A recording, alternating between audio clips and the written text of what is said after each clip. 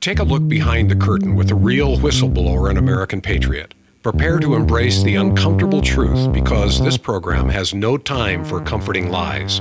Here is civil liberties enthusiast, Second Amendment defender, and recovering FBI agent Kyle Seraphin.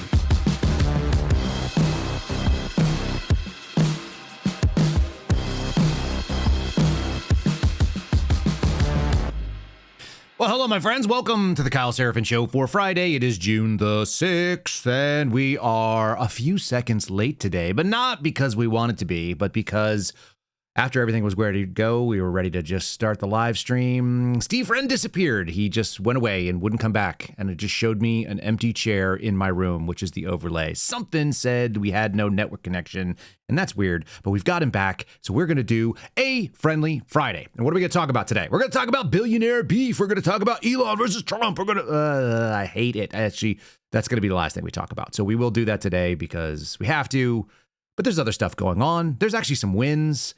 There's some numbers that you're seeing some of the people on the political left cry about that I think we should be alerted to because they are not that impressive. They're mad because it's a loss for them, but man, it is not really that much of a win. So we're going to get into all that. I'm going to remind you guys, if you're watching us over on rumble.com/Kyle Seraphin, go ahead and give us a like while you're watching. At some point, you're like, hey, I'm watching these dudes. I do actually enjoy this. This is it. This is the show. It's a one-man operation here, sometimes with Steve Friend. If you're watching over on YouTube, same story. Share it to your friends, youtube.com/@Kyle Seraphin. You get the 4K feed out there right now. We should be streaming in high-speed fiber, so you should be able to get that cleanly. And if you want to watch any of the community involvement on the after side, you can go to kyleseraphin.com. Again, you can like and share and subscribe, all of these things. And lastly, write us a 5-star review over on Spotify. It's kyleseraphinshow.com. Easy to share, easy for you to hand over to one of your buddies and let them join in the fun. These are Friendly Fridays. They're a little bit lighter hearted. We have a little bit of fun with them, but I think we're going to still cover some information. So you are not going to be without information or news today. Let's go. Here we go. Let's start off with my friends over at Patriot Protect. We had their founder on the other day, and we did a Sunday sit down with him. The fact of the matter is that all of us are potentially vulnerable to whether it be China's AI or Elon Musk's AI over on X or anything else. The data scraping companies are out there looking for your information on the web, congealing them and aggregating them, and then selling them off either through clicks or through subscriptions to scammers who are trying to take your money.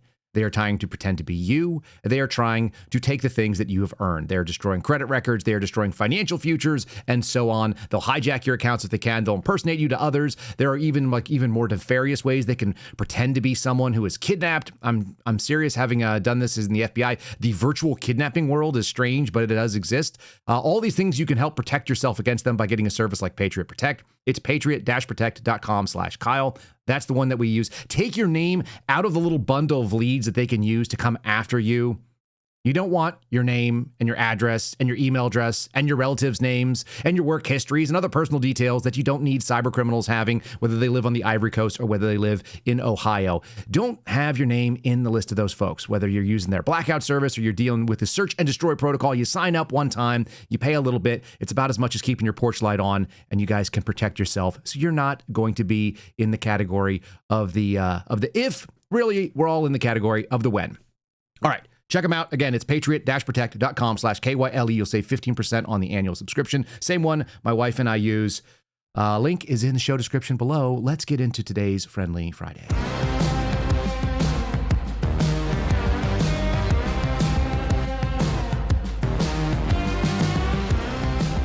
And sometimes I do things in a sing-songy way. I do this actually naturally, Steve. I do it with my kids. I don't know if you do that as a dad, but like constantly I'm singing things, including punishments. That's my favorite, is to sing a punishment. Saying no as a dad is probably one of my favorite things. That and the early morning wake up. But I think yesterday, it's interesting you bring that up. I had like the ultimate dad fill up my cup sort of event because we got to go part two and go swim with the dolphins, the frat boys of the ocean. Okay. But yes, they are the frat boys of the ocean. We were at the park and my oldest son comes up to me and he kind of under, a little bit of a whisper, he goes, Dad, there's like a 15-year-old kid over there and he kissed his dad on the lips. And I looked over and it wasn't a dad with a 15-year-old. It was very clearly a pederast, a minor attracted person. So I turned to my 11-year-old son and I said, don't interact with that person at all. And he goes, why? And I said, because I don't want to go to jail. That's how I communicate with my kids. Sometimes like I leave the middle part out and let them come to their own conclusions, or at least pursue that endeavor and ask. And he can see him like thinking it through, and he, why? And I was like, well, because I'd have to kill him then, right? And bury the body in the desert. Right. You don't have access to a desert. You have swamps. You should use swamps where you are. Or you should go with the Dexter approach, which is that you get offshore, you know, to a reasonable distance. If you can find, how far away is the continental shelf drop off for you? Do you have any idea? It's like 2.5 miles, I think. Oh, that is easy. Yeah, you could almost swim that. Okay, so yeah, you don't even need a real powerful boat to get 2.5 miles offshore. No, I could get George Hill. We could row out there. It could be our workout for the day. I think George would like that. Just between us, I think if you gave him an opportunity to row the boat, not everybody gets that. It's like, hey, we got to get rid of a body. And he says, whose card? You said, no, it's a rowboat. I think deeply, you would affect the Marine in that man. He would say, do you need me to bring extra oars? These are my body dump oars. That's right. I have my high performance oars and I've got my buddy oars. That sounds correct. All right, let's do some stories today. There's all kinds of stuff going on. I'm looking forward to your kind of take on this. Steve Friend, 2 stories coming out that I saw from CBS, both of them about immigration. I think one of them highlights something that I'm glad they're doing, and one of them highlights, I think, not enough is going on. ICE arrests the top 100,000 people in the United States as officials expand aggressive efforts to detain migrants. This is obviously a cry piece written by a Camilo Montoya Galvez. I'm sure that he and or she is not excited about all the immigrants being arrested and deported by ICE, Immigration's Custom Enforcement. During the second term, they've just topped 100,000 total arrests by ICE this week, as federal agents have intensified efforts to detain unauthorized immigrants in courthouses, on work sites, and in communities across the United States. So saith the internal government data that CBS News obtained. They recorded more than 2,000 arrests in a day, during a dramatic increase from their normal daily average of 660, which has been reported by the agency during Trump's first 100 days back. Is that enough to hit the numbers that were being hoped for by people during this election? As a numbers guy, I can definitively tell you, no, we're on track for under 1 million during the Trump second term here. 100,000 in 5 months. I mean, that puts us roughly a little under 250,000 for the year. Presidential terms, 4 years. 4 times 250,000 equals 1 million. So we're on track for less than 1 million.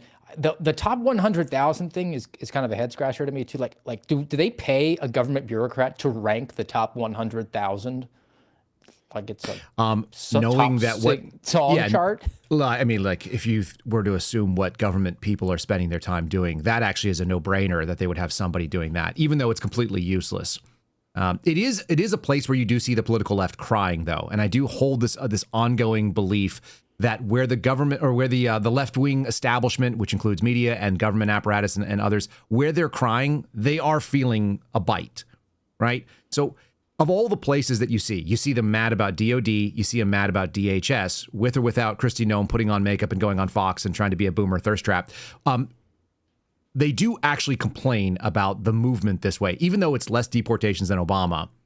They actually thought that they were going to be able to never have deportations again, it seems like. So that's not nothing. They came to the conclusion that during the Biden administration, allowing 30 to 50 million illegal aliens had irrevocably changed the country to the point where we were just going to see the Republicans throw up their hands as they were quote unquote conservatives and say like, look, it's just too big of a task. So we're just not even going to try to do it. We need to have a comprehensive solution here. Maybe we'll throw a little bit of money at a border wall, but then we'll just give a blanket amnesty to all these illegal aliens and have to reconstitute what we're doing as a priority list. Like that was the assumption I think they all got. And even a small number of them, 100,000 to them is a big hit because that's what communists are. Like there could be 100 fronts on fights and they could win 99 of them, and all they will do is just obsess over that one fight that they lost or the little bit.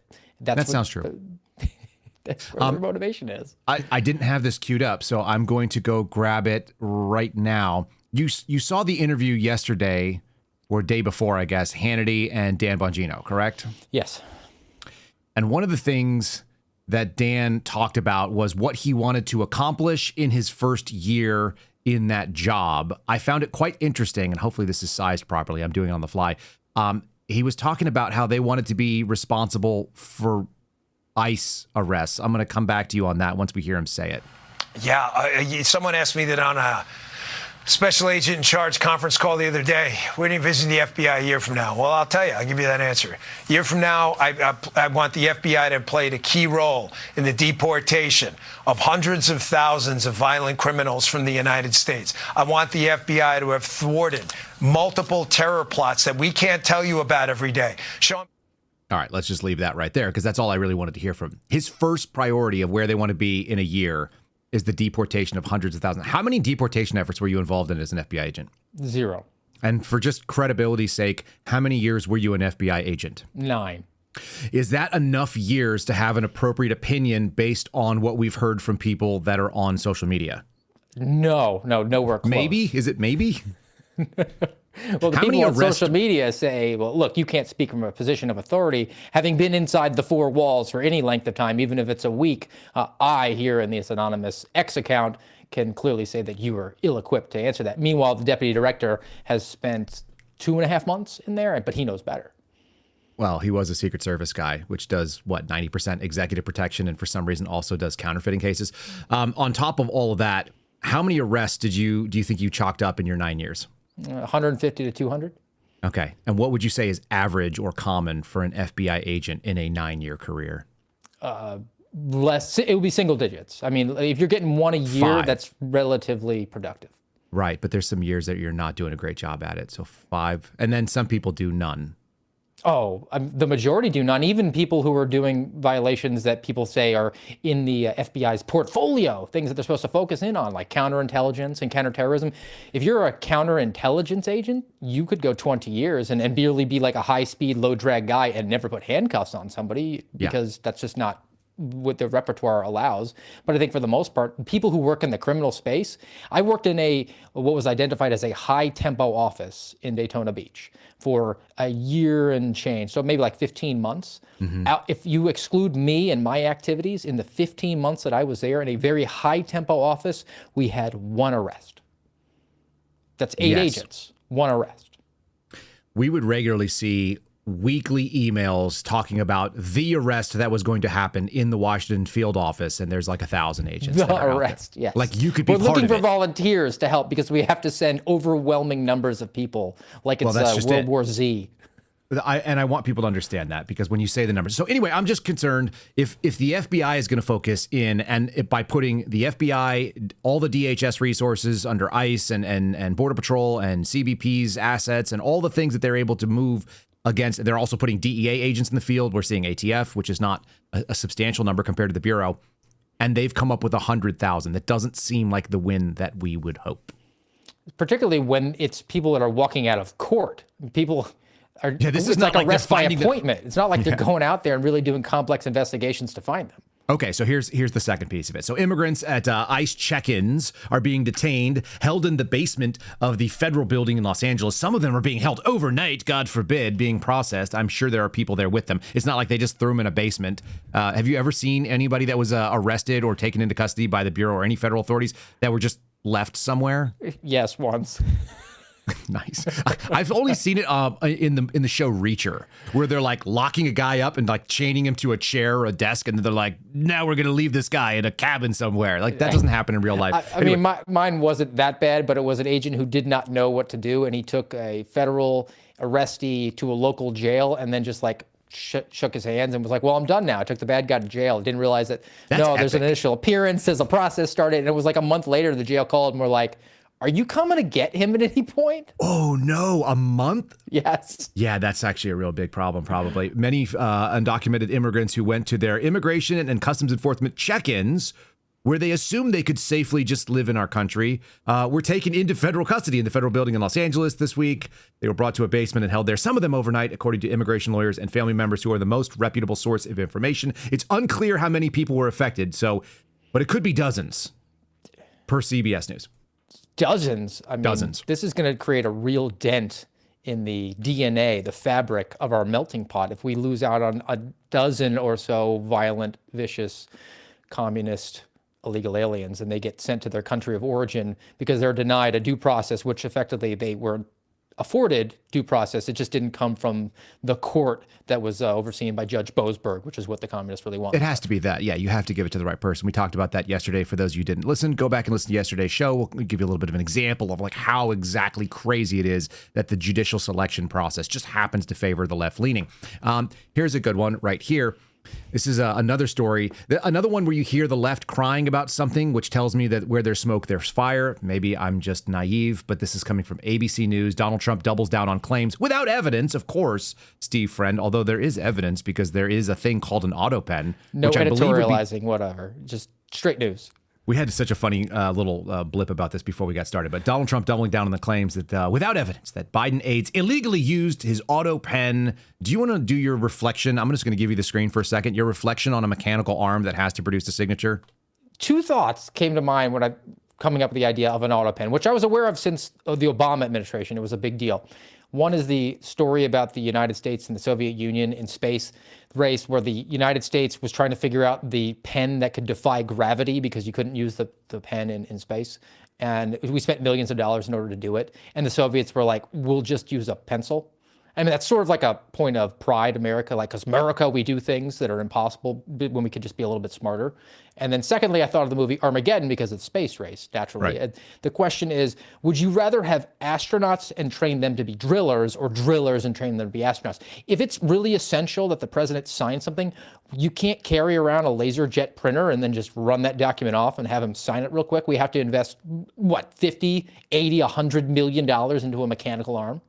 For like a few $dozen, I feel like we could have a backpack-mounted, battery-powered printer that some poor bastard has to run around with on his back. We could pay somebody a GS-13 salary, and that would only be their job, and we'd save so much. Right, like literally your job is to wear a rucksack that is outfitted with a battery pack and a laser printer. And paper. And pens. Yeah, you'd have to have like a holster, like a bandolier of pens. Trump likes Sharpies, so you got to roll with those. And you got to like slide in and like, yeah, there you go, sir, with a clipboard too. So it's a clipboard, probably a chest-mounted clipboard rig, a backpack-mounted laser jet, and a bandolier. We could actually sell that as a consulting service to the federal government for cheaper than the auto pen, and we would be winning. And as large as Garrett O'Boyle is as a human, like, we just found our guy. We just brought him back in. Garrett could, officially be the laser jet bandolier sporting auto pen replacement for the federal government. I don't think he would be happy. We don't need that. Elon Musk. You and I, we just get this done. We just solved this problem. So congratulations to America. We just solved your problem of the illegal auto pen. But listen, it goes back to a deeper thing, which is that for years, we are pretty confident that the human Roomba, as you've termed him, was not running the United States, and nobody did anything about it.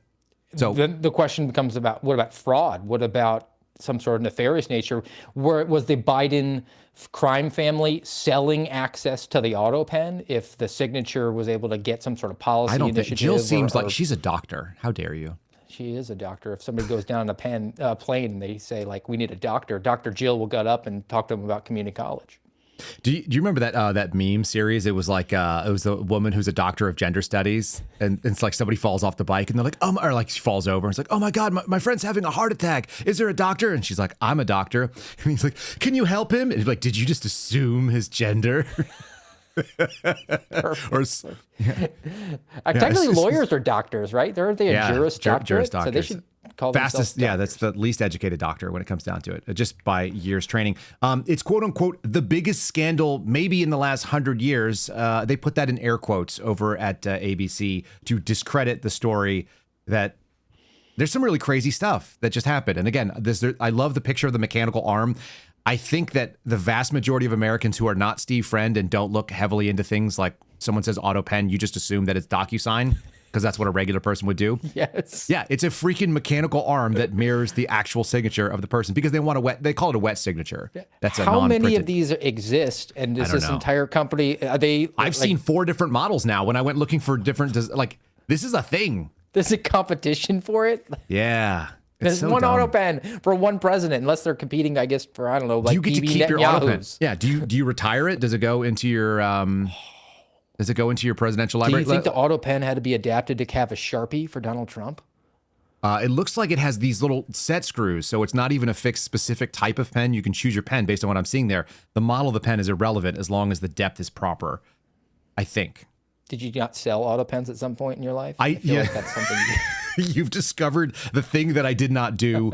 All right, well, let's tell something else here. Let's talk about. I'm gonna break over to this, and then we'll get back into the story. I've got another fun story about pride because it's I've been trying to do a pride story that's not very nice every single day. Let's talk about something that is nice. You guys can go to preparelikekyle.com if you want to make sure that your family is squared away. There's all kinds of wild stuff happening, from auto pens to the Chinese just got a favorable ruling that they can buy as much farmland as they want next to U.S. military bases. No big deal, even though you've got the deputy director talking about the drone threat. They've taken over critical supply chains. That is the Chinese. They've been buying up these acres of farmland, oftentimes near critical infrastructure. Makes you wonder, like, why are they doing that? Do they own access to all the fertilizer, the animal feed, the farming equipment? Can they control the global food supply? And of course, the Chinese have no problem with kind of extending their tentacles. We found out how bad that was during COVID.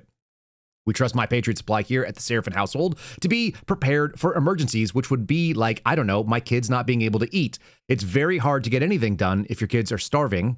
If you guys want to make sure you insulate yourself against some of the stupidity that exists out there in the world, no one else is going to do it for you. You can get their 4-week emergency food supply. You get started right there. Plus, you get 4 free 72-hour food kits, which is an additional 12 days worth of food, absolutely free. These are 2,000 calorie per day packages. You guys are going to be able to hold them for up to 25 years. This is a legit insurance policy. You can't control what the Chinese are doing. You can't control with anything except what you do to prepare. Otherwise, you're in the business of repair, and that pretty much sucks. Preparelikekyle.com. Again, the word is prepare, L-I-K-E, Kyle.com. Claim your 12 days of emergency food along with that 4-week emergency food kit. I've got the 90-day, but this is a good start to get kind of launched into it. Let's do another little story about something that's fun. How much excitement do you have about Pride? Well, I and Garrett talked about it on the American Radicals podcast. This is Life Month. We've dubbed it because it's the anniversary, 3 years of the Dobbs decision in June. So let's just take it back. How are we going to do that? What is the mechanism by which we take this back? Well, it's slightly muted celebration as it's being billed, which I mean, it's sort of like a tactical retreat, but it only works if we actually seize the ground in front of us. So the 10 Commandments go back up on the wall. That has to happen because you cannot have a secular existence. Like, something will always be worshipped, and the communists that have used the pride flag and movement to get the policy achievements that they've been able to get and jam down our throat, they're going to use your nature against you. You're going to use your values and say, like, look, we have a First Amendment right too. We can assemble, we can speak to. Are you saying we can't have these things? And I'm saying, look, it's your fault for marrying the L and G to the T, and the T says that people, especially children, should cut off their genitals, which is effectively throwing the child into the volcano to worship Moloch. So I think that you can assemble and have your freak parades, but if there's a kid there, you go to jail. So I think I'm a little bit more aggressive than most. I'm for it. Our chat is constantly doing things that we are not doing. They are researching whether or not you can buy an auto pen. And we are now seeing competition between our YouTube audience and our Rumble audience. Janessa just found an auto pen for $250, whereas the YouTube folks have said they found it for cheaper. So apparently, for less than $500, you too could own a mechanical arm. I'm sure the government paid 100 times that. In fact, I had a Milton Friedman clip that I was looking at earlier that said you can assume that the government will pay twice as much as the value at any given time. I want to go back to this Chinese auto pen. Chinese knockoff. Yeah, the Tamu auto pen is like $15. Okay, so 2025 Pride celebrations are going ahead despite the corporate exodus. The organizers say it will not be easy. We actually played this on the call-in show last night because it makes me laugh. There's this comedian who I believe he's Canadian by birth, but he lives in Austin, so he's down the street from me. Maybe I can talk him into sitting in my little chairs here and doing this. This is my absolute favorite impression. It's totally nasty and inappropriate, but it is fun. I think this is the right one. We all heard the depressing news at the Home Depot. You know, at Home Depot, they have all the Mexicans stand outside, build a fence. They don't want to support the gay pride parade, so Toronto going to give $400 million to a gay pride parade so that they can dance around with the penis out in front of all the children. This in behind me is the CEO of Burger King, and we're going to make sure they give us all the money for. We're going to be taxing all the rub and tuck to pay for the homeless people and to pay for the gay pride parade. that goes on for longer than that. He just destroys this silly lady. That's she's the Chinese-born mayor of Toronto. Everything about that makes me laugh. But there is an exodus of people who are going like, you know what? I think Americans are done with this crap. Maybe we could just get smarter about it. And so it seems like there's various companies that are on board. They're kind of figuring it out. They're like, dude, this is not going to win the audiences that we hoped. And, you know, if your business is business. I think my fear is that they're going to skip the middlemen in so many of these cases. So you look at the BlackRock and the State Streets that are going to demand that these corporations do that. They're going to say, all right, look, there's an ebb and flow here. We're going to have tactical retreat. So we're not going to require you, Bud Light, to have Dylan Mulvaney on a can to sell your piss water anymore. But instead, you're going to walk over to the Tampa Bay Buccaneers and tell them they better acknowledge pride, and we'll get the mission accomplished the same way. Ultimately, it goes back up to these huge, giant conglomerates that have aggregated so much power and money to be able to bring about this communist ideology through the private sector. So to me, watch the other hand and actually seize back the ground. Like if we're in a trench warfare and they move back to the trenches that are in the secondary, like we need to jump into their trenches and take the ground. Right. Well, the Seamus, I think a part of it is, too, just like ridiculing these people, how ridiculous they are. So I got a quick little clip from Freedom Tunes. So this is Seamus, who does these animations, which are always hitting cultural events. If you got kids in the room, there's an actual warning that pops up. This is not for kids. Since you mentioned your morning or your dad win the other day with a pedophile in the waters, this actually touches on that as well. Isn't it just normal for people who are they-thems to be over there and texting with 8-year-olds? It's kind of dark. This is a dark humor, but why are the corporate people not, affirming the gender confused every 8 seconds? It actually will result in a meltdown. That might actually be the win, is just withholding the affirmations. Here we go. There I was, innocently chatting with 8-year-olds about sex online, when out of nowhere, what's happening? No! Starbucks! I can always count on you. 1 latte, please. You think we're gonna give coffee to a gay? So you can be gay even faster? I don't think so. No! I cast thee out, sodomite! Somebody, please, help me. A brand hasn't told me I'm special in 4 minutes.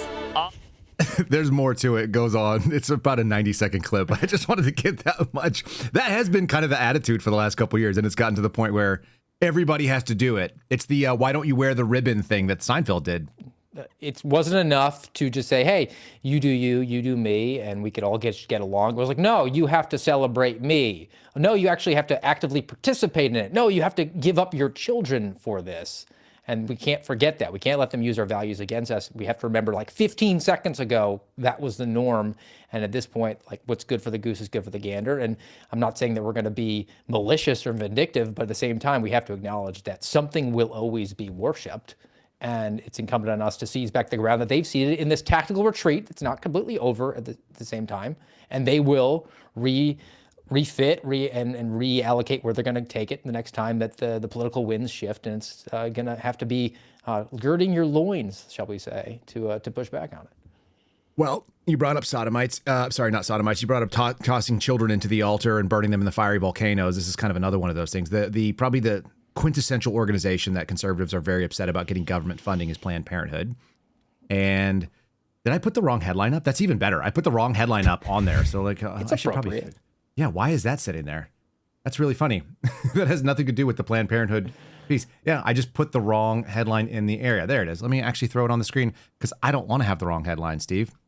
There it goes. We're just going to cover that up like it didn't happen. Planned Parenthood clinics. Don't you know? They offer basic health care for women. Where will women go if they close Planned Parenthood? How will they find a doctor? The fun thing is that Planned Parenthoods are often opened up in minority-based communities where they can go and kill minority babies. That's a big thing for Planned Parenthood. So they have to act like it's really just a health crisis that they're worried about. Again, when I hear the left crying about something, it tells me that we're winning on something. They're citing deep funding cuts. At least 200 Planned Parenthood clinics nationwide are at risk. Not going to be closing, by the way, but they're at risk. So let's churn the money out in some way, shape, or form. Can people donate to it? The Trump administration suddenly froze federal funding for more than 100 Planned Parenthood clinics this spring. The organization's Michigan branch was already deep in discussions about its finances. They haven't been selling enough baby body parts, apparently. The leadership team and our board had scenario planning for the next few months to try to fill those gaps so we could continue providing care. Isn't it fun how many euphemisms are used when they talk about killing babies? This is someone called Ashlia, oh my God, Pensia, Phenicie. Can you pronounce that? No, I'm not going to try it. Panacea? That's a fun one. That's the Chief of External Affairs. It's the Chief External Affairs Officer. What is an External Affairs Officer in the C-suite of an organization? That would be pure public relations. Oh, okay. Public relations. Yeah, yeah. They've got some of those things going on. All right. So they had 14 clinics. It serves tens of thousands of women who like to kill their babies, and they're unable to do that. Yeah, obviously they do offer other services there, but we've been told the other services will refer you to another provider for a mammogram. Or we could just figure out. Yeah. Did you use a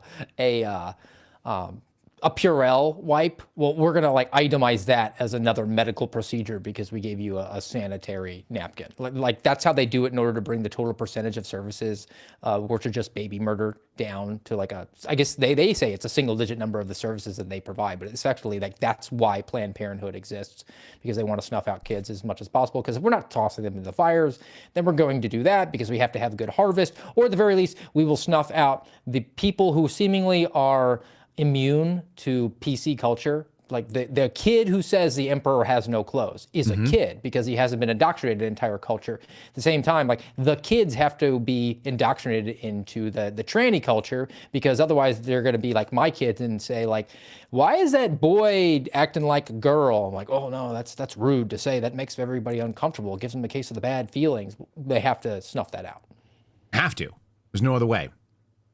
We're going to do another one that's a win, I think. I'm just going to keep hitting these wins because I think they're good. The Donald Trump who was going to destroy the economy and crash America and there would be no more, Trump and Xi Jinping have agreed to a new in-person meeting after a phone call amidst trade tensions, which is to say fear-mongering about whether or not the economy was going to continue on. Trade tensions would just mean negotiations if you were being fair with your language, but it doesn't sound as extreme, so you say tensions. Tensions sounds like there's an ominous situation. The president recently aired his frustrations about the talks with the state head of China, and then it turns out that after this conflict, there's this resolution, and I think this may foreshadow some of the stuff that's going on. I'm not a 5D chess believer, but I do think Donald Trump has patterns, and it kind of he's instigate, open up some sort of discussion, instigate, negotiate, and then solution, which is maybe not the best thing that ever happened, but it gains ground.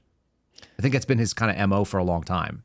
I think that you just have to look at his track record in the private sector, and then also as a politician in the first term as president, now the second term. That's basically what he does. I mean, he seems to be really critical of people who would seemingly be his allies ideologically, if he has any sort of ideology. And then at the same time, he seems overly complimentary to adversaries. And I don't think that he goes to bed at night thinking I think that G, he's just a really good guy. Or he's just a straight shooter with Kim world over leader North Korea. I mean, I couldn't wait to hang out with him. His come to the conclusion, look, I'm going to be very nice to these people to get what I want.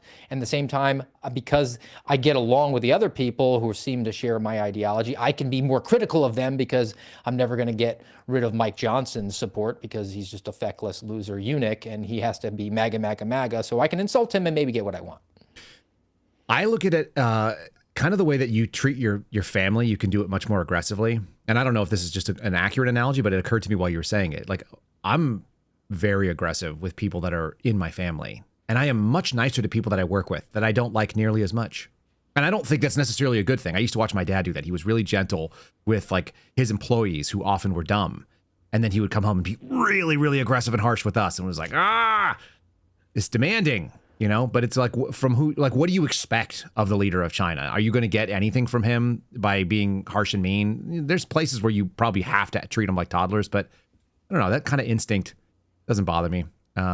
It does bother the left because God forbid we make any grounds. They want to cheer against America is what it seems like all the time. So that's there. They're never really concerned about success for the country. And I think ultimately, regardless of who the president is, if you are an American, you should probably root for the country to succeed. You But should. At the same time, if you're a communist, you want to have the country completely collapse. Anything that's pushing back on that objective is going to be a net negative for you. So you're going to wail and gnash teeth. At the same time, they were calling Barack Obama the deporter in chief, right? Like They were. points for principles.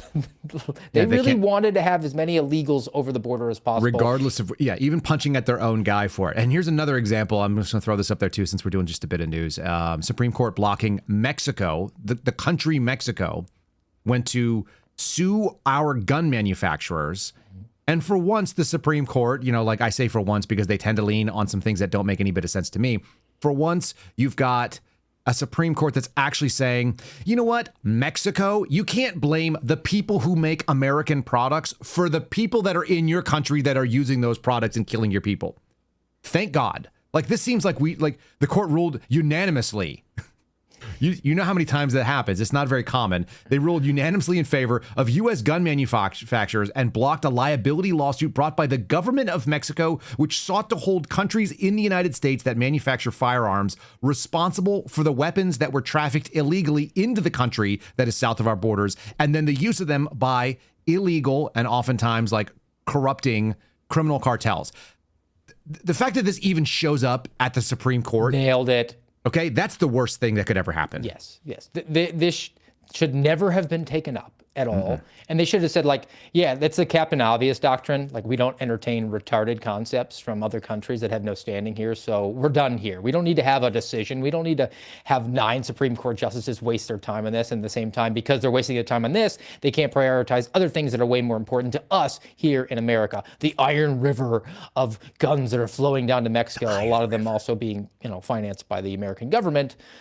Through Fast and Furious type of operations, which wasn't just ATF, it was ATF, DEA, and FBI all doing. And Obama. Deporter-in-chief. Deporter-in-chief. He was the deporter of guns. He deported them to the other place. Speaking of deportations, we had this situation that happened in Boulder, Colorado. I don't remember. Did that happen between the last time you and I talked? I believe so, yeah. I think so, too. I don't know that we've talked about it. So the situation in Boulder, the one thing that was very obvious to me, or at least troubling to me, was we had a dude who was here illegally who engaged in a terror plot against Jewish people in a purple to blue state. And the FBI didn't catch them in advance. But it did go out there and do the job afterwards, which is what I would expect a federal agency to do, investigate crime after the fact. Here's Donald Trump talking about why you might want to do travel restrictions and why you have bad things happening. And we're going to get into it because the judges have ruled that you can't deport the family of said terrorist, even though they're not citizens and they actually don't have a right to be here. And in theory, your State Department would have some say in that. The recent terror attack in Boulder, Colorado, has underscored the extreme dangers posed to our country by the entry of foreign nationals who are not properly vetted, as well as those who come here as temporary visitors and overstay their visas. We don't want them. In the 21st century, we've seen one terror attack after another carried out by foreign visa overstayers from dangerous places all over the world. And thanks to Biden's open door policies, today there are millions and millions of these illegals who should not be in our country. In my first term, my powerful travel restrictions were one of our most successful policies, and they were a key part of preventing major foreign terror attacks on American soil.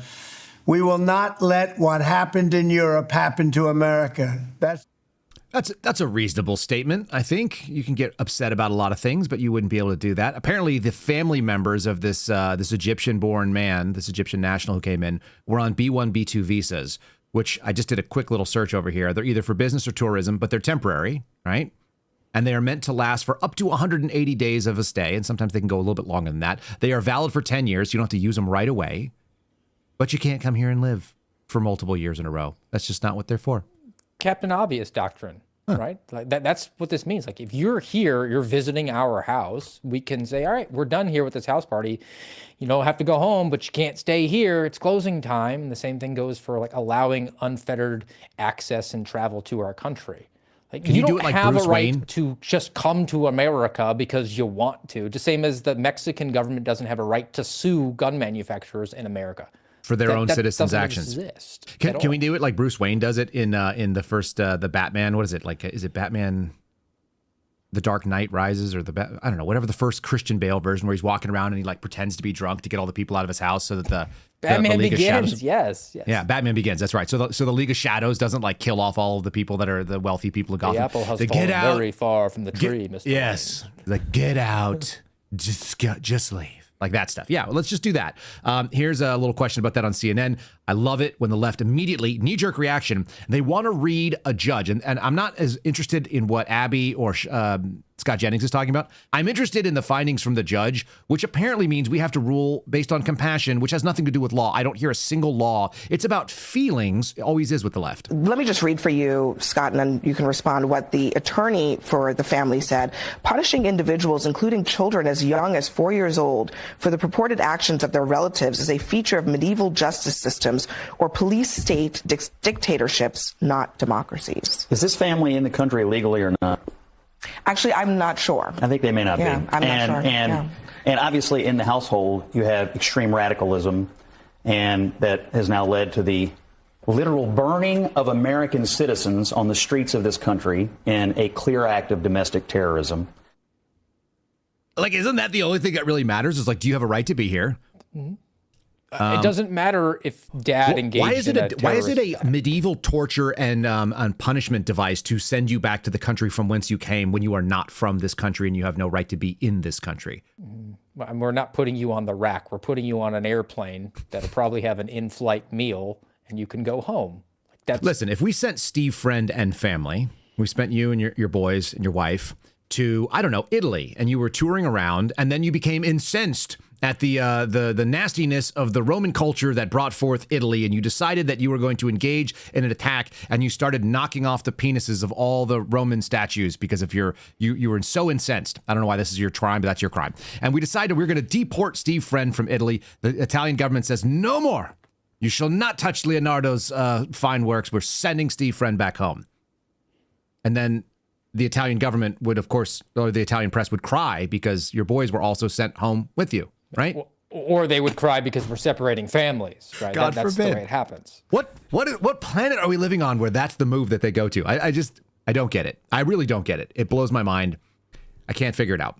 It continues to be like just one of the craziest things. And where did it come from? part to this Boulder case, which has just kind of been a bee in my bonnet, is the messaging of the terrorist. The right away, we have to say it's a terrorist attack. Okay, you can say you're investigating as a terrorist attack. You don't want to do the Alethea Duncan and say, well, clearly this wasn't a terrorist attack in New Orleans when it kind of was indicated that was that way. Yeah. But at the same time, it reminds me of the retired FBI agents and Fox News boomer watchers who think that you have to call it radical Islamic terrorism, and if you don't say the name of it, then you can never beat it. It's like that's just, it's semantics. Yeah. If you're talking about a mechanism of what sort of tools you're going to bring to the table in order to investigate a particular action or crime, like that's okay. But at the same time, like just saying we called it terrorism, so we're done here, is never going to be the solution. That's not the victory.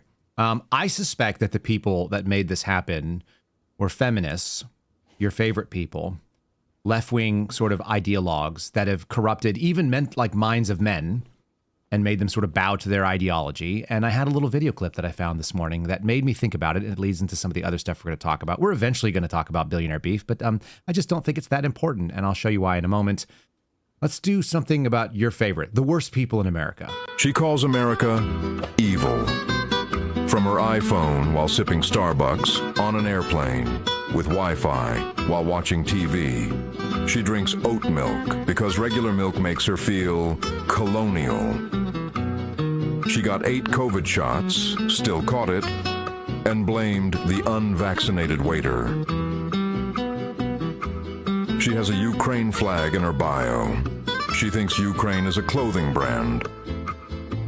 She says Black Lives Matter, but still clutches her bag in certain neighborhoods. She used to be vegan, now she's carnivore. Depends on who she's dating. She thinks all cops are bad, then called the cops because someone wasn't wearing a mask. She says she's a feminist until she needs a jar opened. She says, trust the science, but thinks there's more than 2 genders. She got the booster, then posted a selfie with doing my part while spreading COVID in Tulum. She drinks ayahuasca for trauma she invented last year. She says she hates capitalism, but charges $499 for Zoom breathwork. She posts about toxic masculinity from her ex's apartment. I love that so much. The guitar in the background makes me so happy. That might be one of my favorite videos we've ever played here. All of it. Also the aesthetic. She's beautiful. That's a beautiful lady from like the 70s or the like late 60s. It's awesome. Yes. And I mean, drinking the Starbucks cup, which I'll always go back to. Why does it have a picture of a white lady on it? Racist. I knew a guy, I met a guy one time. This was like one of those interactions you have that like lasted for less than 5 minutes and it stayed with me forever. And I can't even remember what year it was, but it's eternal in my memory now. This guy was a big fat guy. There's no other way to say it. He was in the 300-pound range, but it wasn't all fat. He was like a beefy fat guy, right? Like a lot of meat, like those legs that don't look defined, but like I guarantee you the guy could probably squat, like 500 pounds. You didn't want to mess with him. Yeah. I did not. He had a huge beard. He was wearing like a plaid, red and plaid. He looked like a lumberjack, and he was at Starbucks wearing an apron, which is really weird. And so I noticed that he had like a bunch of tattoos, and I always strike up conversations with people. And I might have been in there for the FBI now that I think about it, because I don't know why I'd be in a Starbucks. It's not my natural hangout. And his name was Tuck, Tuck. Okay. And he's standing there and he's making whatever it is that I had ordered. And I go, that's an unusual name. And he goes, oh yeah. And he was like, I actually had it made into a tattoo because he had some unusual tattoos. And I was like, oh, what tattoo did you have? And he shows me his calf, and it's the Starbucks logo, but the lady is stabbing herself in the head like a suicide Jack and has like a black eye, and it says Star Tux. Like, he was really committed to this job, and I think he actually planned to work there for a long time. And I was like, that's wild, dude. Did they get mad about that here? And he's like, nah, they don't even see it. Like, nobody pays attention to your tattoos. They have no, like, concern about tattoo policy. I was like, that's cool. How did you come up with that? And he was like, well, I sketched it out. I had this cool artist. And I was like, right on. And he was like, I like the artist so much that I asked the artist, have you ever wanted to do a tattoo of something and nobody would ever get it done? Like an artistic expression, because I'd be willing to pay for you to do your art on me. And I was like, oh. Where are we going with this, bro? Like, what happens next? Like, I kind of want to know. And he was like, you want to see the tat they came up with? And I was like, yeah, now I do. And he pulls up his arm, and he's got a big bicep, like a big fat bicep. And on his bicep was a beautiful girl, like in Daisy Dukes, kind of like a busty 70s, I don't know, like Daisy Duke style kind of girl, choking a chicken to death in her lap.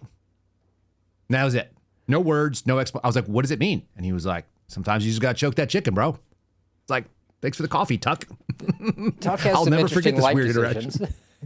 And maybe the FBI should be investigating the tattoo artist as a nihilistic violent extremist. Do it. Read the story. I didn't even put this on a slide. This is just like Steve Friend found this sua sponte and brought it to me, and he found it to be possibly a they-them situation. Go ahead. Oh, sure. I mean, because I've been saying for, I don't know, like a week or so now, that the nihilistic violent extremist, which is a subset of domestic violent extremist, is going to, of course, be the next agave anti-government, anti-authority violent extremist, even though being a nihilistic violent extremist means that effectively you have no ideology. Ergo, you can't possibly be a terrorist because you have to be inspired by an ideology in order to do it. But we believe in nothing, Lebowski. We believe in nothing. We're nihilists. We believe in nothing. They tried to make the fertility clinic bomber a NVE. Right. And they're going to make it right-wing conservative, no question. They're going to make it stick. So now new one out of Portland, again, not a conservative area, is That's a kid. That's not true. They love their ideological actors, and it could be anybody, Steve. Anybody could be there. Well, this is a teen who we don't know his name because we had to protect the identity of the would-be IED mass shooter. Right. Detailed imminent attack reported to the FBI May 19th. It was imminent, but it was reported May 19th, so not too imminent because it's now June.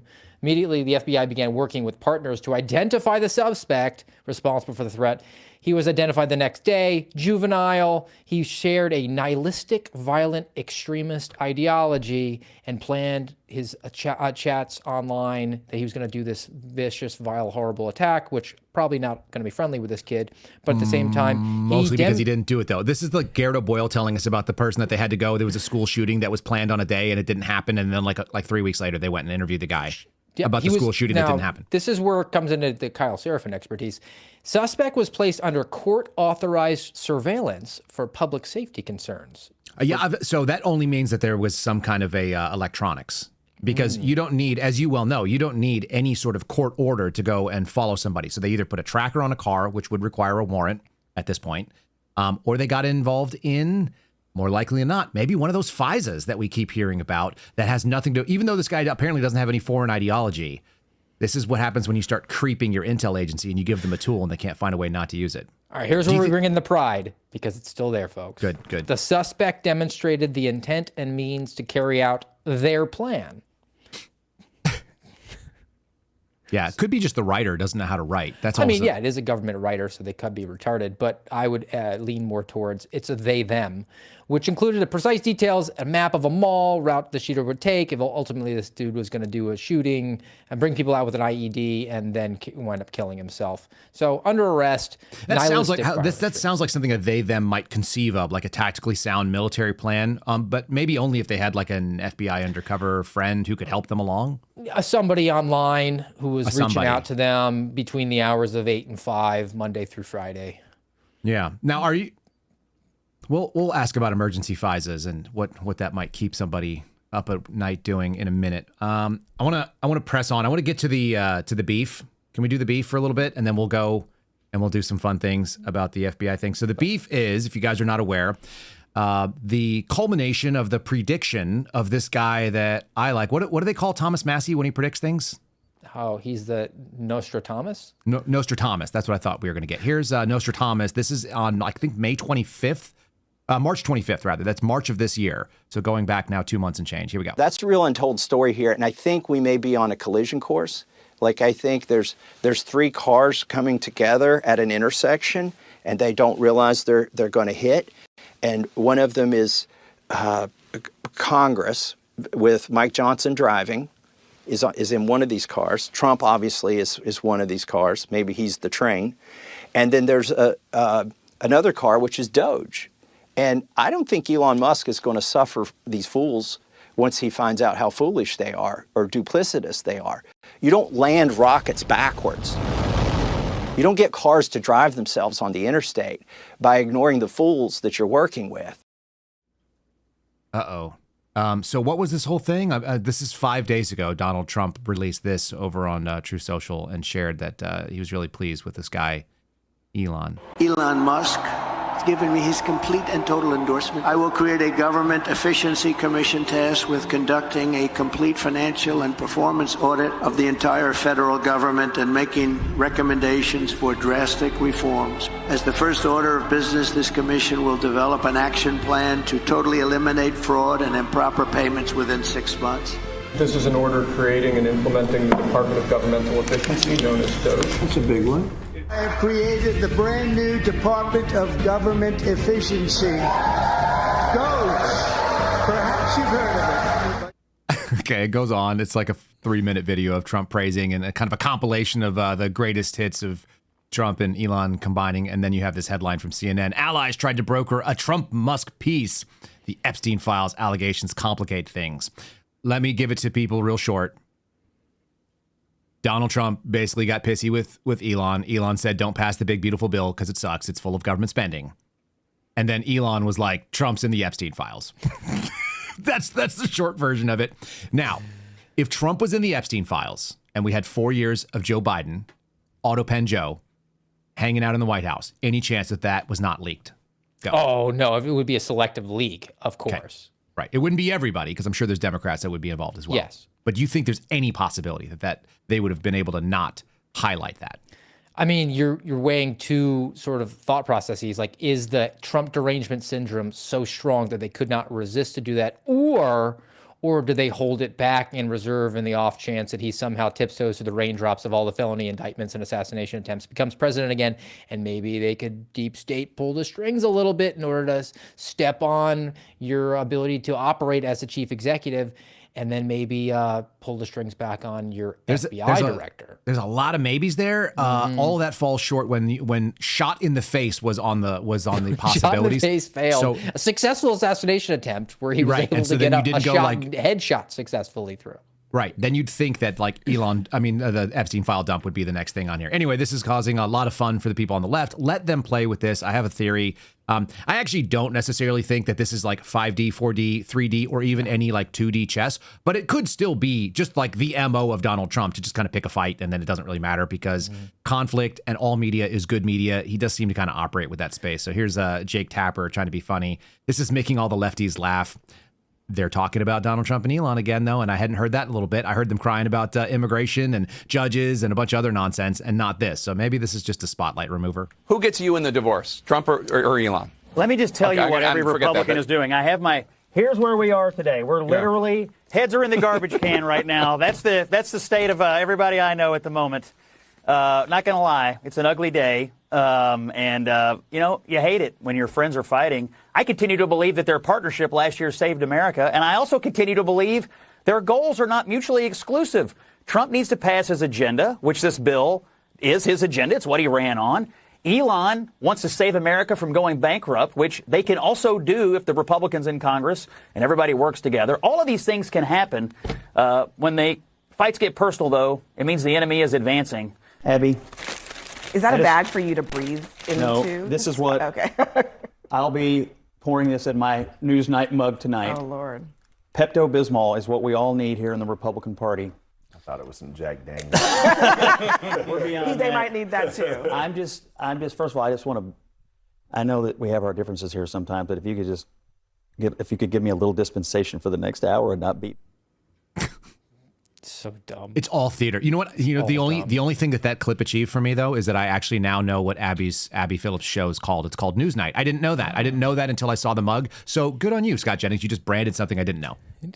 All right, success in some regard, I guess. Yeah, I'm never going to sit down and like tune into CNN's lineup, and so I barely know their chess, names. is this maybe like them behind closed doors doing like, "Hey, Elon, I know you're leaving here. Don't want to have your dealerships get firebombed anymore. So let's pretend that we had a bad breakup so that the communists stop burning Teslas." Bro, I don't know, but then this Sean Ryan clip makes you think a little bit. Listen, again, I don't think this is 5D chess. I don't think that we're doing some secret plan. I do think Trump's instinct is to like create conflict, which keeps his name out there because that's just what he is. He's a conflict-oriented kind of guy.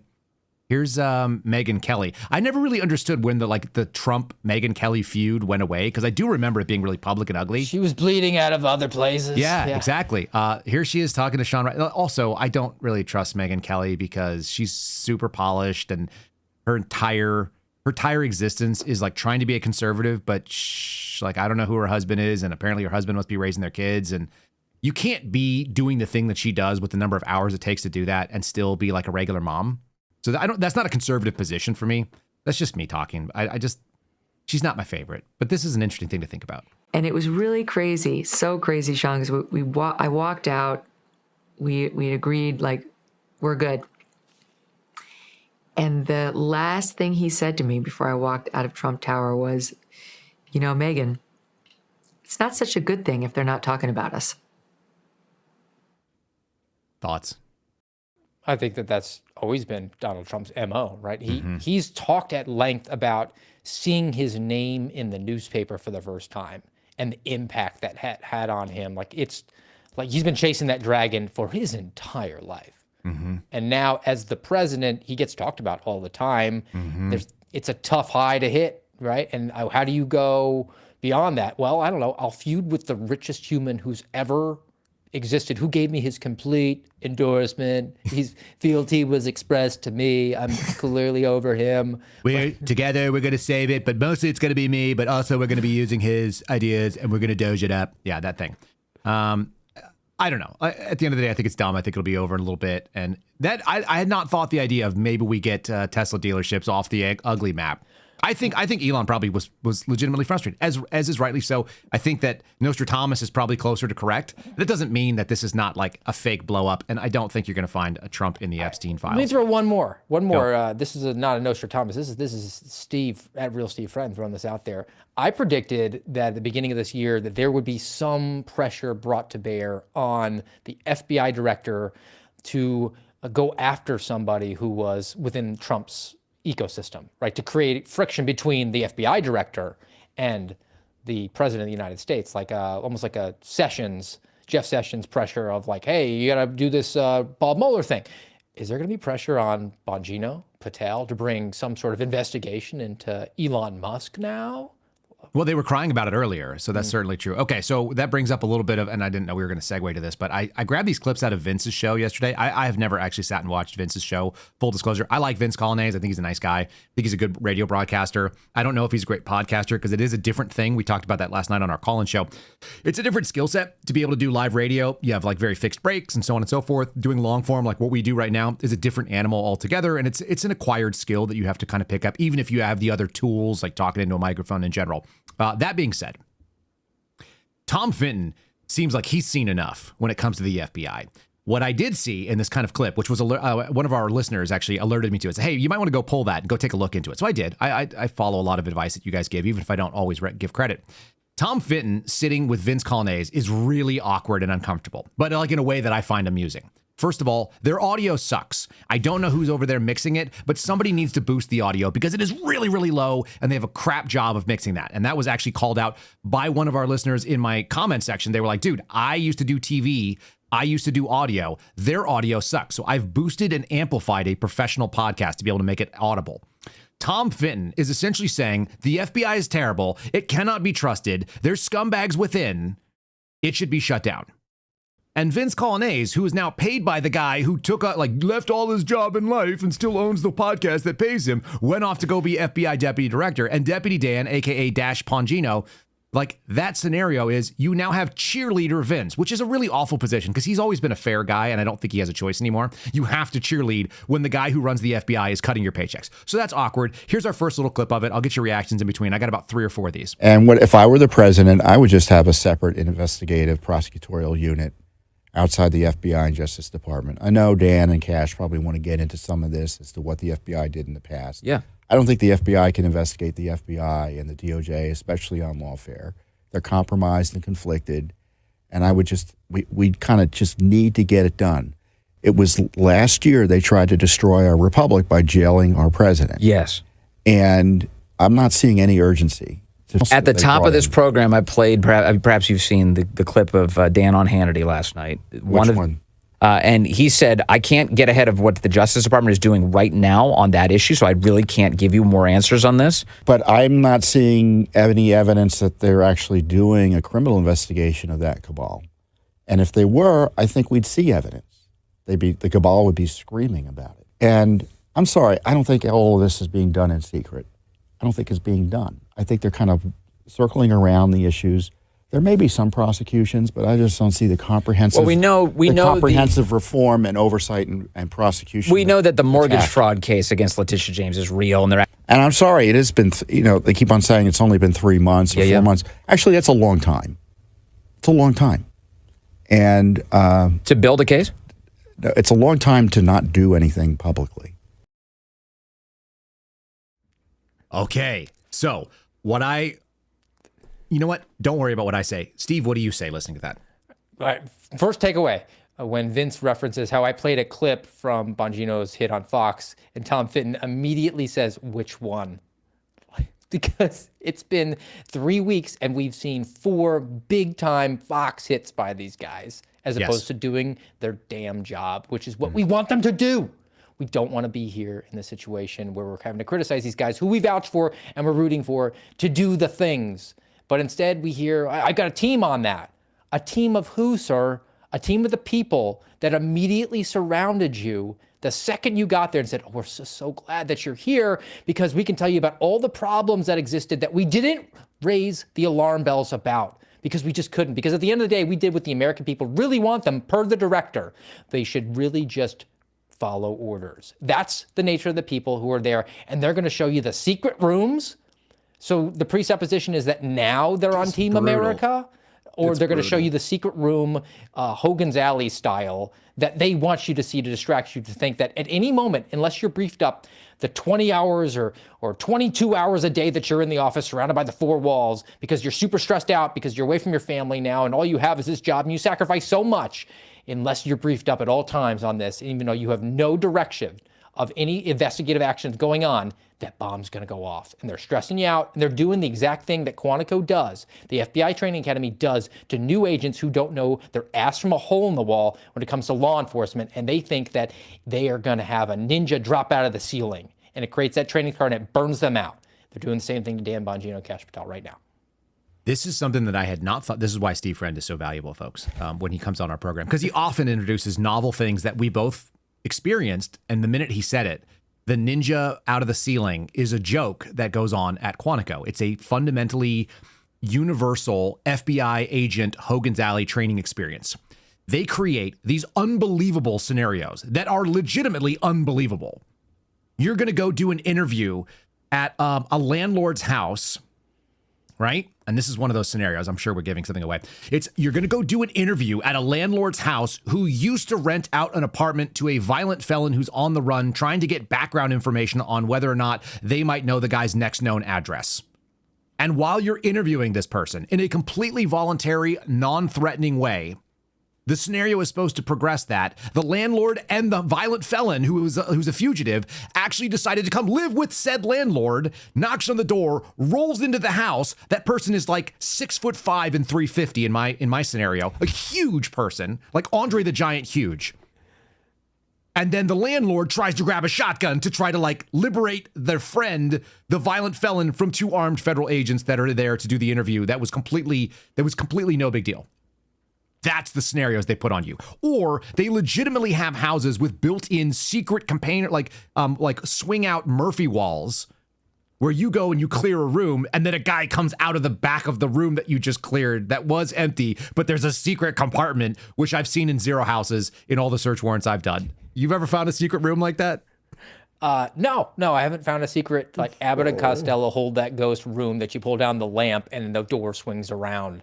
God. That doesn't exist in the real world. But people who are there, who are basically interviewing for their entire job for 5 straight months, that's right. It immediately puts that pressure on them that they have to always be on guard. And it creates this environment as opposed to looking at the American people, the citizens, as your partners, the community-oriented policing, the people who you're supposed to protect against fraud and force, who can be a resource for you. No, it's us versus them. And at all times, you're put for a decision for your chips. And you could be going to a consensual interview, just fact gathering on an unrelated matter. And then on the way, all of a sudden, you're in a shootout for your entire life. Like, that's right. Look, does that happen? That's what they teach you at Hogan's Alley. I remember my roommate who still works for the Bureau, my Quantico roommate. He went up to one of the doors, and it was another scenario where it's like you're going and you're knocking on the old addresses of somebody that you're looking for. So you're knocking on, hey, did you know anybody? And it's like the neighbor of somewhere that he used to live. But of course, the guy is now living there. So you knock on the door and you're expecting to like interview some like elderly woman. And it's like the bad guy. And the bad guy pulls a gun on you. Immediately pulls a gun on you. Immediately pulls a gun on you for knocking on the door. So my buddy did this. And it was one of the funniest moments we ever had. You know, you get all these different trainings for like disarm drills, which are bullshit, and like a bunch of other nonsense that you can't actually use in real life. Like none of the tactics are really going to happen. So anyway, he knocks on the door. It's the bad guy. The bad guy produces a handgun, and my buddy immediately just karate chops the guy like right in the arm and knocks the gun out of the hand, breaks the gun, and then cuffs him, and then got written up for using an unauthorized They definitely wrote him up for not using an approved technique. We're dying laughing. We're like, did you karate chop him? And he was like, I just blanked out and went like, yeah, which was effective. Hey, it's look, great. I've been inside the most robbed bank in America, Bank of Hogan, when they did the bank robbery, when I was there on an unrelated matter, on a fraud matter, doing a staged interview. Right, and you're going to like serve a subpoena with some paperwork, and then like the bank gets robbed curiously. While like this is the stupidest crap. Or you're doing an interview with somebody in a bar, and then the bar gets robbed. Everything in Hogan's Alley, the Quantico stuff, there's training scars because it's so illogical and weird, and they constantly like have you doing this stuff. Like you see the weirdest behavior you've ever seen, and then people walk into the world and they're like looking at everybody like they're a threat instead of just being a human being and being like, no one has ever attacked me at a pool hall in my whole life. No one. True story. This is the scars it creates. My partner in the bank robbery scene, where you don't know it's going to be a bank robbery. You're there delivering a subpoena or getting background information on some sort of fraud. Yep. He refused to sit down when we were talking to the bank manager. It's the two agents and the bank manager, and he was so stressed up. You don't want to give anybody like your back. No, he was walking around, and even the role player said to me, like, "What's wrong with him?" And I was like, "Oh, don't worry about it. He's got back problems. He can't sit down. he has a hernia, or like maybe he has hemorrhoids or something." Sure. Like, you have to make up stories because these people are they're so uninitiated. I had a boss. Don't be weird. Don't be weird. That's the number one thing they tell you. And then they do things to make you act weird. My boss, like, I came in and I was like, hey, I just met this guy on the street, whatever. And this dude was like, it was legitimately weird. It was a weird experience. It was like a homeless guy or something. And I'm like, yeah, this guy just came up and did this weird thing. And my boss is like, well, you're going to find that when you get out there in the world. Like, you're going to find that people are very crazy, Kyle. I'm like, I'm 36 years old.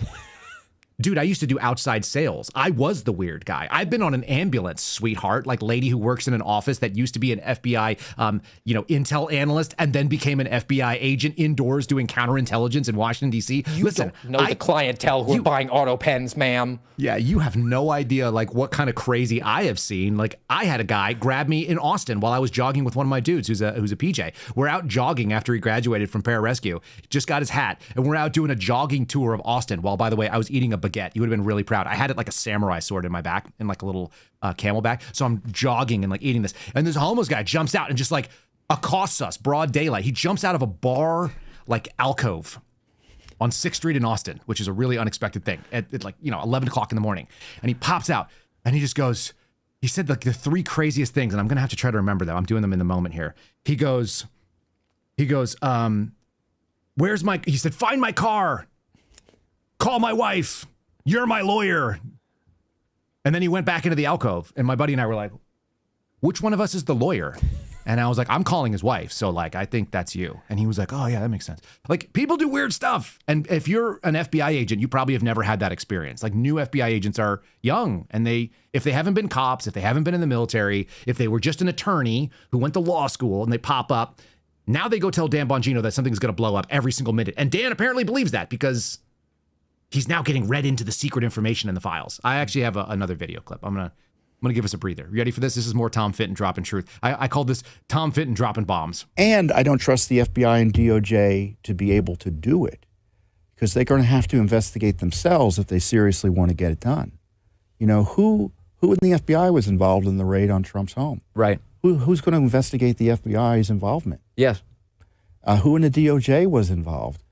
Who's going to be investigating the DOJ? I would argue that if he doesn't do it, he's going to be prosecuted as soon as he gets out of office. The FBI has proven itself a menace to our First Amendment rights and a tool of any president who comes into town who has their sights on their opponents, as opposed to the rule of law. And it's too much of a threat. They've proven themselves incapable of doing the job that Americans expect them to do and can't be trusted. Reflection, Steve Friend. Well, counterpoint. The director of the FBI said the American people expect their agents to just follow orders. They do. So, I mean, maybe Tom Fitton hadn't considered that that's what the priorities are. You have to be sufficiently loyal at this point. It's our FBI now. And is it our FBI? Is that what's going on? It's ours? I didn't know that. I'm just waiting for Julie Kelly to tell me that it's Ron DeSantis' fault. Anyway, Tom Fitton might be. Yeah. Tom Fitton's bringing up something, and what we'll get is the Mike Johnsons of the world, the people in Washington, D.C. say, you know what, you're right. We should have an independent investigation by an Office of Special Counsel that's staffed by somebody who's been a lawyer for less than a year. Or Office of the Inspector General, which will conduct a 2-year investigation into whether or not Garrett O'Boyle has been wronged by the FBI. And after 2 years, say, 2 years might be a little bit too long. They issued that report over a year ago, and he's now at day 984 of unpaid. We're coming up on it. He's suspension. going to get to 1,000. I mean, I think that's pretty true. Is it also true that that Tom Fitton might be listening to the Kyle Seraphin show and getting some talking points? Because I'm hearing a lot of the same things. Or are these just like reasonable people have reasonable suspicions about an agency that's demonstrated itself unworthy of our trust? I think Tom Fitton's a pretty serious guy who has thought through these issues and has been contemplating them for a really long time. I mean, he might be monitoring your X profile, but then again, we know that the director and the deputy director monitor our X profiles because that's why we have character issues, apparently, according to them. And they are really concerned about the social media presence, which is why continually the deputy director with Sean Hannity referred to, yeah, I put this out on social media. Why do you have time to go on X, deputy director of the FBI? Why aren't you running the actual agency? That's your frickin' job. Do it. Seems really easy. I think the job is what Tom Fenton said, which is shut the damn thing down. I heard total personnel warfare. I heard anybody that had anything to do with a lot of these cases has to go.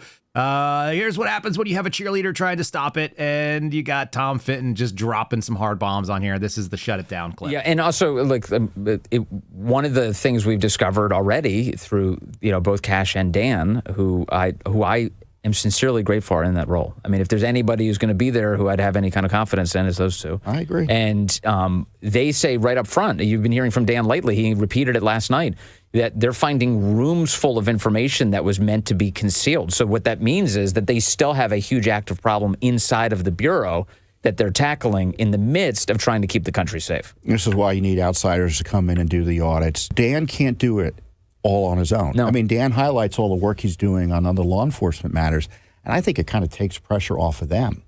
With all due respect to the leadership of the FBI and the Justice Department, we know how it works. They go in, the bureaucracy is quite adept at focusing them on where they want to focus and explaining why it is they can't do what they want to do, and creating interesting issues for them to pursue that they know they're going to be interested in. And meanwhile, things just keep on going the way they've been going in large measure. And, the FBI has, 38,000 people working for it? Right. And they're recruiting more. They're trying to get more agents in. Look, at the end of the day, the only remaining person at the FBI should be Kash Patel and a few assistants as they're basically shutting the lights off. I'm chopping these clips up to make it useful to us. But first off, I heard cheerleading, and then I heard the solution. Your turn. Go ahead. Tom Fenton basically just echoes everything that the Kyle Seraphin and show and the Suspendables have been advocating for the last couple of years. And he even acknowledged the point of, look, we gave the guys his chance. 3 months is a long time. Today is day 105. And they want to hire more people. I love that Vince is like, they're trying to hire more people. It's like, that's the problem, bro. We were told, Kash Patel said publicly that you need 20 people in a skiff to run the FBI. I'm all on board for that. Let's give that a try. We wanted to give the old college try to these two guys who we are still rooting for to do the job. I don't want to be here criticizing them, but they're not doing the job. It's day 105 of Kash Patel being the director of the FBI, and there have been no objectively good things that have happened that weren't already going to happen, like Operation Cross Country. Let's just rebrand that. Oh, we're moving 1,500 agents or personnel out of headquarters. You know what that is? That's expiring TDYs, temporary assignments. Those people were already going back to their home of offices. That's right. And they were counted as having been in those home offices the entire time. They weren't part of the footprint in Washington, D.C., so it's not even honest to say 1,500 out of 11,000 are moving. No, 1,500 are moving, and it's still 11,000. We're still at a third of the manpower in Washington, D.C. Oh, we're going to go build the brand new headquarters. I thought we were making a museum to the deep state and shutting it down. We're not doing anything that we were talking about. And you're getting distracted, and you're patting yourselves on the back about being really briefed up on very important cases because you're being told that they're very important cases that you have to know up to the minute details about. That's not your job. If there are, in fact, good men and women of the FBI working these cases, step back and let them work those cases. It's not your job to tell them what to do. It's your job to cast the vision, to move the personnel around, to set the strategies. If you want the strategy of the FBI to be about deporting illegal aliens, then that's your prerogative as the FBI director. But you're getting distracted even from that. And you can brag all you want about how a year from now, your vision of the FBI is going to be that you stopped all these big terrorist attacks. You don't know what a terrorist attack is because you're being told that a nihilistic, violent extremist teenager in Portland who was talking to an online undercover, most likely about a mass shooting. Now we've saved America again. Meanwhile, the secret rooms exist. The one secret room that you apparently were told about, you're now presupposing that one secret room is everything. Now we fixed it. We got James Comey's secret room. He was sending people down there all the time, all those years. No, you haven't made any institutional changes. And as a result, we're going to have meet the new boss, same as the old boss. And then when we get a new president, American psycho from California, he's going to take nihilistic violent extremists and apply it to everyone who's watching the Kyle Seraphin show at this point. I'm going to cut that right away and make that something that people need to understand. Do you want to give your inside scoop, people that are hearing the scuttlebutt coming out of the seventh floor? Well, I'm hearing... this is Steve Friend exclusive knowledge. I haven't heard this from others, but I will eventually, odds are, because Steve's... Our sourcing is always pretty good, folks. Yeah, so breaking. I'm not going to do this on social media because I'm not lame. Go. Breaking. Apparently, the deputy director is very fatigued and very stressed out and feeling the heat from being apart from his family, which I don't begrudge him. I would not want to be separated from my wife, but if I was going to take that mission set on, I would acknowledge that was part of it. And he's stressed out because he's having to stand by at all times to be available to sign off on FISA warrants, like emergency FISA warrants, because the director is out going to UFC fights and traveling around and shaking hands and glad handing and being the mascot for the FBI, which means that the deputy director is getting bad information because he doesn't have to be there to sign off on emergency FISAs, which are not happening that often. And they shouldn't be. If you're doing that, and there's also a possibility that they're actually leaning that on him. Mm-hmm. If you're making the deputy show up like on Saturday night or whatever it is, or early on Sunday morning to sign off on emergency FISAs, somebody blew it. That shouldn't be a common thing at all. No. Unless you want to go ahead and run that guy around and fatigue him and show him that Quantico scenario where everything is an emergency at all times and ninjas drop out of the ceiling. That's where you get to, we have 100 level 10 things on our desk every day that we arrive. Yep. Do they organically spring up there overnight? Right. No, somebody put them there. You have been effectively bubble wrapped and distracted and briefed to a point where your actual language you're using on national TV reflects what senior executive service members use within the FBI. I've never heard Dan Bongino describe the portfolio of the FBI is counterterrorism and but it does complex brief well. investigations. I think it briefs well, Steve. Listen, he doesn't have any friends, so give the man some break here. You know what, Sean? I don't have any friends. I don't want any friends. Well, maybe outside of you and a couple of. I don't care. I didn't come here for the money. I didn't come here to make. I know. No, you didn't go there for the money. I can tell people that for sure. No, I didn't come here to make friends. I don't give a damn about friends. I don't have any friends. I don't want any friends. I got my wife. I got you, and I got a small crew of people. So I don't need any friends. But if you're you want a a friend in D.C., get a dog. We're coming for you. That'll help. Yeah, exactly. You want a friend in D.C., right? Go get a Labradoodle like I have, because there are no friends in D.C. You've been doing this, 30 years? Blah, blah, blah, blah, blah, blah, blah. Again, that threat profile, that briefing, he talked about it. I think this is exactly how the bubble wrap happened. So lest anybody be misunderstanding what we're saying, we're quoting their own words.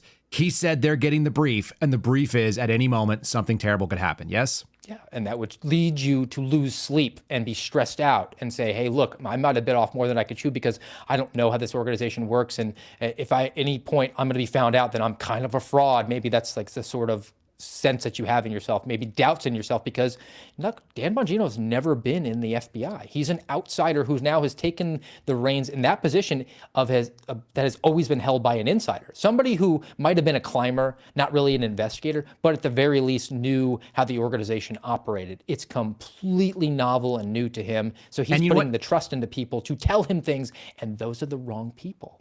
I'm going to give this grace because I think it's necessary. When you're new somewhere and you don't know any better, and I've been in that spot because I was new to the counterterrorism surveillance, which we heard about. Either there's court-ordered surveillance or there's non-court-ordered. The non-court-ordered one is where guys like me used to go sit in a car outside of the nihilistic violent extremist house and make sure he didn't go do a mass shooting. We would just sit there and watch him. And so we did it all the time. I got spun up for dozens of those things, both in the Washington, D.C. area and nationally. And the first few times you do them, you're like, oh, man. It's like someone hit the button, the klaxon goes off, here we go, it's game on.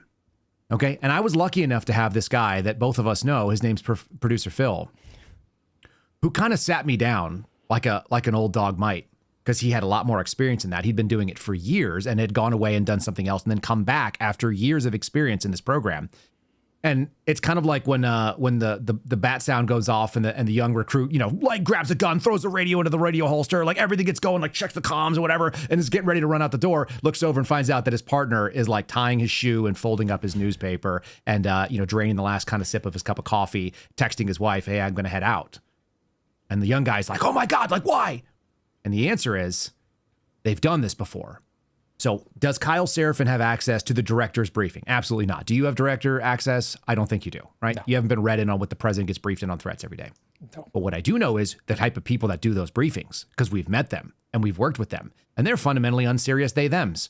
That's really pretty clear to me. The second thing that happens is I've been the guy that responded to that 5-star alarm, that number 10 priority threat, got called on a Sunday while my mom was in town from out of town, and I had to go and jump on a plane that night and go fly out to go watch some bad guy. That bad guy, which took me away from my family, never did anything years after the fact, even though it was a 10 out of 10 hair on fire situation. And you only get called out to so many hair on fire situations before you realize they're all full of shit. These people are out briefing their cases because that's how they get incentivized. And apparently, if you don't have the experience to say, you know what, on the 20th time that you told me that this is a full-scale next 9/11 alarm, I don't believe you. They cry wolf every single week. Dan Bongino's still getting those. I'm going to play this little clip, and I'll let you respond to it as well. You've got the threat of AI, alignment there. You've got the threat of China, infiltration into our systems. It's been publicly reported. You've seen it. When you get the president's daily brief every morning, like the director and I do, for this half-an-hour block we get, it's the first thing we do. You know, Sean, you walk out of there, and you're like, somebody go get me a cup of coffee. I mean, this is really, I need a coffee relaxes me a little bit because. So the first thing you get every day, I mean, you roll in, you see a 100 level 10 things on your desk, and then you have a sit-down half-hour meeting with people who are in the upper echelons of the FBI, which means that they were at Christopher Wray's elbow and perhaps Jim Comey's elbow. They are professional climbers who are good at briefing really well to make themselves look important because they effectively have a professional useless job, most of them, and have had that for the last decade. And they are telling you that unless they tell you the intricate details of all of these cases, which is going to consume this half-hour block plus the rest of your day as you apparently sign off on emergency FISA warrants, that things will go boom in Los Angeles and Chicago and New York. And this is an agency which for years and years and years you said needs to go away, that the people who are working there are effectively incompetent, and yet nothing has gone boom in Los Angeles and New York and Washington, D.C., all of that time. What is more likely? That all of these threats are always existing and always being thwarted by the FBI, which is, if not anything else, its most best capability is bragging about itself. And by the way, we've never seen that happen from the inside or, as you just pointed out, from the outside where they brag about themselves. So they have not bragged about it, ever. Right, ever. They're instead bragging about some incel in Portland. Or who missed the date when he was going to do his mass shooting, but he was still imminent. Or they're just hyping it because it briefs really well and it distracts you and it burns you out. So what you think, you know what, it's not something that it's beyond my ability. I'm out of my depth on this one, and I'm just going to go and not going to affect the change that I've been talking about for years. That is the reason that you were put there. You're being distracted from the mission set that is supposed to be at your desk, and that is run the FBI in the way that the American people sent a mandate for in November of last year. Because look at the calendar lately, it's June. It's June, and none of those changes have happened. It's cortisol fatigue, where you're constantly stressed so much that you no longer can even be stressed anymore. You can't sleep and everything else looks like an emergency. And by the way, that spiral is pretty aggressive. We've all been in that, where you're fatigued from the amount of stress that keeps coming and things start looking even more overwhelming just because of the nature of the way that you're experiencing it. And they're doing a constant state of keeping him in that fear. I'm telling you, if there was a bomb and a sleeper cell of people that were going to do it, that doesn't mean that's not going to happen, by the way. I'm confident it will. The FBI is just not onto those people. That's what I'm confident of, because I had those cases for 3 years where everything that was a big deal, we went out. And the only ones that ever were active terrorism threats they'd already happened. Like you'd expect, law enforcement responded after the fact. Things like the shooting at the Pensacola Naval Base. And it was never sophisticated. The most sophisticated bomb threat that we ever saw was a Canadian national, white supremacist, part of the Adam Waffa, whatever this thing was. It was called The Base. You guys can go look it up. I surveilled this guy right up until the point when they went and did the arrest on him. He smuggled himself into the United States. He was a Canadian military member who had a demolitions background. He was like an engineer, combat engineer. Made it somehow down to Atlanta. Then got picked up by the FBI's surveillance team in Atlanta, where we were keeping track of him for months. Then he decided to go and meet up with other members of The Base up in, this like an Al-Qaeda throwback. Met up with these other sort of like white supremacy guys out in Maryland. The guy looked like Ed Sheehan. He was like this really ugly, weird-looking redhead guy. The guy that he met up with up in Maryland. And we followed him from the state line in Virginia all the way up. So the SOG team, the surveillance guys from Atlanta, followed him up to Virginia, or maybe even further south of that. We followed him all the way up to Maryland, bedded him down, and the next day the SWAT went and hit him, and they had like access to precursors to pipe bombs. That was the closest thing to something goes boom. And if it was something that went boom, it was most likely going to be grandma's house or grandma's outbuildings where they were playing around with bombs. It was never sophisticated like this. I'm just saying, there are cases, these are not real threats. There are cases that I know agents have opened where it was like an armed robbery and the subject was apprehended by local police and he had a commercial firework in his pocket. That's a bombing case that the FBI works, because there's no any danger at this point. Look, this guy's already we're holding him and we're boosting our numbers here.